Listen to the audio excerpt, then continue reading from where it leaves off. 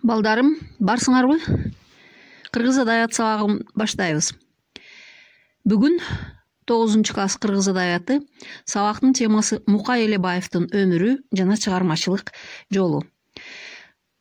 Бул өмүр баянды да бир нече бөлүмгө бөлдүк. Аны көрөсүңөр өзүңөр. Азыр маалыматтар менен таанышабыз. Мукай Элебаев 1906 жылы Түп районуна караштуу Чоң Таш айылында туулган. Ата-энесинен эрте айрылып, жетим өскөн. 1916 жылы үркүндө Кытайга качып, ал жактан көлөрөнүнө жаңы бийлик орноду деп уккан эл менен кошо жөө жалаңдап 17 жылы кайтып келет. Бул өмүр баянынын биринчи маалыматы. Экинчиси 1921 жылы Мукай Элебаев Караколдогу жетим балдарды тарбиялоочу интернатка кабыл алынып, Түп районуна караштуу билебиз бул жерде Монастыр деген жердеги айыл чарба техникумуна кирет.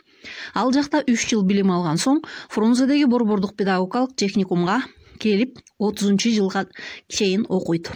Үчүнчү маалымат.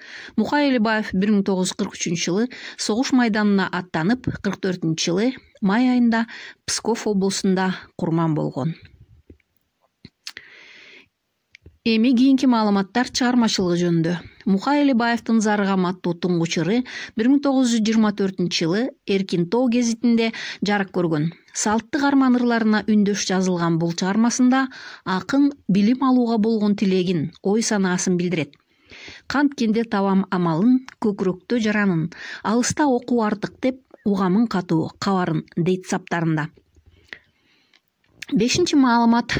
Зарыгам менен катар Алгабас, Чамда, Арсар жигит өңдүү алгачкы ырларын Мукай Элебаев айыл чарба техникумунда окуп жүргөндө эле жараткан. Жазуучунун биринчи ырлар жинагы 31 жылы чыккан. Ал эми 36 жылы Узак жол автобиографиялык романы да жарык көргөн. Негизи Мукай Элебаевдин дээрлик бардык чыгармалары автобиографиялык мүнөздө. 6-чы маалымат.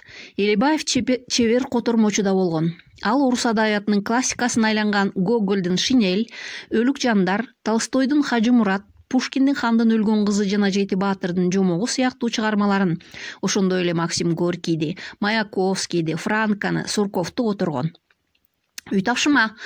Жанакы өмүр баянында берилген маалыматтарга мен бекеринен номер койгон жок. Мына ошол номерлер боюнча ар бир бөлүмгө ат коюп койсоңор, үй тапшырманы аткарган болосуңар.